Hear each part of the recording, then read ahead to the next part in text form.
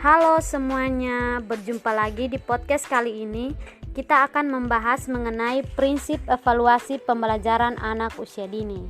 Nah, kali ini kita kedatangan narasumber kita, yaitu Kakak Stefania Eliberta Seran. Kepada Kakak Stefania, saya berikan kesempatan untuk memberikan say hello sedikit kepada teman-teman sekalian. Hai semuanya, salam kenal dan salam sehat untuk kita semuanya ya. Nah, kita mulai ya. Telah terangkum beberapa pertanyaan untuk Kakak Nia kali ini, yaitu yang pertama, untuk sampai kepada pemahaman prinsip-prinsip evaluasi yang akan dipakai dalam merencanakan evaluasi pembelajaran di TK, maka perlu dipahami terlebih dulu beberapa kondisi yang menjadi latar belakang prinsip-prinsip evaluasi. Nah, menurut Kakak Stefania, apa saja yang melatar belakangi prinsip evaluasi itu sendiri? Baik, berkaitan dengan yang menjadi latar belakang dari prinsip evaluasi itu sendiri, yaitu ada beberapa poin. Jadi yang pertama, menyeimbangkan pengaruh-pengaruh atas evaluasi. Jadi banyak hal yang mempengaruhi seseorang dalam mengambil keputusan, merencanakan dan mengevaluasi sesuatu. Oleh karena itu, para guru TK itu perlu memahami sifat dan hakikat TK. Misalnya, dalam mempertimbangkan evaluasi jangka pendek atau jangka panjang, harus jelas skala prioritasnya. Untuk evaluasi jangka pendek, misalnya akan mengakses anak baru dalam masa transisi, yaitu dari rumah ke sekolah, untuk bisa memenuhi kebutuhan yang sifatnya segera. Untuk evaluasi jangka panjang, misalnya itu tentang perencanaan pengembangan staf dan guru TK yang berkelanjutan. Baik, untuk poin keduanya, yaitu kongruensi dengan filsafat, pendekatan, dan nilai. Jadi, kongruensi atau kesembangunan adalah salah satu pendirian dalam mengevaluasi yang artinya data informasi hasil asesmen itu harus sama dan sebangun dengan tolak ukur yang ditetapkan atau dengan standar kompetensi sebagai tujuan dari program pembelajaran itu sendiri. Dan yang ketiga itu tentang dilema nilai atau value. Nah, dalam mengevaluasi sering dijumpai dilema dan konflik atau pertentangan pro kontra. Misalnya, sebuah lukisan abstrak bagi pengamat seni dianggap sebagai karya besar yang tak bernilai. Tetapi bagi orang, kebanyakan dapat dianggap lukisan yang jelek karena tidak jelas bentuk objeknya. Tulisan tangan seorang anak mungkin sangat berharga bagi orang tuanya, tetapi dapat dianggap sampah biasa oleh tetangganya. Ada guru yang lebih suka menilai pada kondisi yang tenang dan sunyi. Tapi ada juga guru yang lebih suka suasana yang riuh dan dinamis dengan suara dan tingkah dari anak-anak itu sendiri. Ada orang tua yang lebih mengutamakan kebahagiaan dan harga diri anak selama di TK daripada menargetkan anak harus bisa menulis, membaca, dan berhitung. Tetapi banyak juga orang tua yang bersikap sebaliknya. Nah, nilai atau value itu dia sifatnya relatif dan subjektif, teman-teman. Jadi, bergantung kepada orangnya, pemahaman dan sistem nilai yang diyakininya. Tidak ada tolak ukur yang mutlak disetujui oleh semua orang untuk dapat dipakai dalam berbagai tahap evaluasi. Itu tentang dilema nilai atau value. Dan yang keempat tentang pentingnya asesmen dan evaluasi otentik. Nah, perkembangan anak dan hal belajarnya juga itu berkaitan dengan proses asesmen dan evaluasi, di mana evaluasi itu dia diupayakan dapat menangkap kewajaran perilaku anak tanpa direkayasa dan alami. Dan yang kelima, keterlibatan orang luar diharapkan dalam proses evaluasi. Jadi orang luar itu dapat ikut serta dalam evaluasi karena pandangan mereka akan bisa memperluas dan memperkaya daya jangkau evaluasi. Misalnya itu dapat memberikan informasi tambahan, alternatif penjelasan, dan analisis. Dan yang keenam, itu tentang keterpaduan dalam merencanakan penilaian. Jadi evaluasi itu, teman-teman, evaluasi yang terpisah dari perencanaan akan bertentangan dengan filsafat, pendekatan, nilai, dan kerangka kerja pembelajaran. Hal itu dia akan mencegah tercapainya tujuan dari program yang kita buat. Jadi evaluasi itu perlu dilaksanakan secara terpadu dalam perencanaan program pembelajaran dan kegiatan belajar anak sesuai dengan pendekatan sistem pada pembelajarannya. Ya. Baik, mungkin itu Kak Melvi jawabannya. Ya, terima kasih banyak untuk Kak Stefania. Saya sangat tertarik dengan kongruensi dengan filsafat, pendekatan, dan nilai.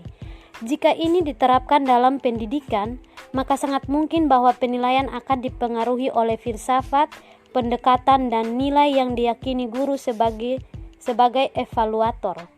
Maka dari itu, saya ingin bertanya, coba Kakak Stefania memberikan contoh mengenai kongruensi dengan filsafat, pendekatan, dan nilai. Oke, baik sekali atas pertanyaan dari Kak Melpi. Jadi ini mengenai contoh dari kongruensi dengan filsafat, pendekatan, dan nilai.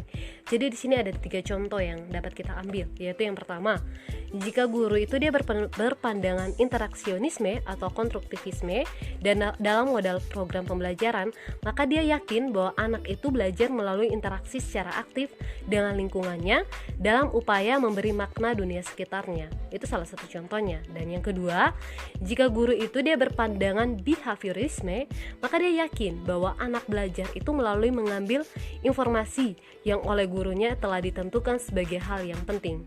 Nah, dari hal ini, metode pembelajaran yang dipakai itu adalah model pengajaran langsung atau direct instruction.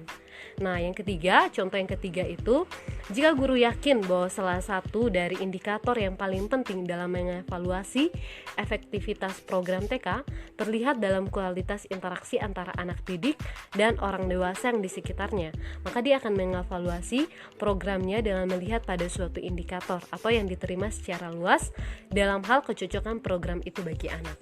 Mungkin itu salah satu contohnya. Baik, terima kasih Kakak Stefania. Saya sangat mengerti mengenai contoh kongruensi dengan filsafat, pendekatan, dan nilai. Nah, kita kembali pada topik kita, yaitu prinsip evaluasi. Nah, berdasarkan beberapa kondisi yang melatar belakangi prinsip-prinsip evaluasi tersebut, maka saya ingin bertanya pada Kakak Stefania, bagaimana prinsip evaluasi itu sendiri dalam pembelajaran? Oke, baik Kak Melpi. Berbicara tentang prinsip-prinsip evaluasi itu sendiri dalam pembelajaran anak usia dini. Jadi ada beberapa prinsip dalam evaluasi pembelajaran anak usia dini. Jadi yang pertama itu komprehensif.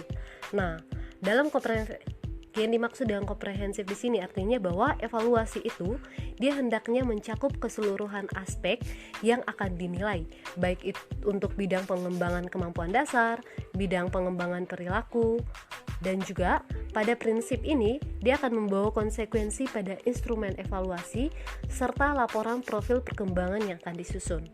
Nah, yang kedua itu tentang keterandalan atau reliabilitas. Nah, di sini dimaksudkan bahwa evaluasi yang baik itu seharusnya memiliki kepercayaan yang tinggi atau reliabilitas dari hasil yang telah dicapainya, tanpa banyak dipengaruhi unsur waktu dan orang yang melakukannya.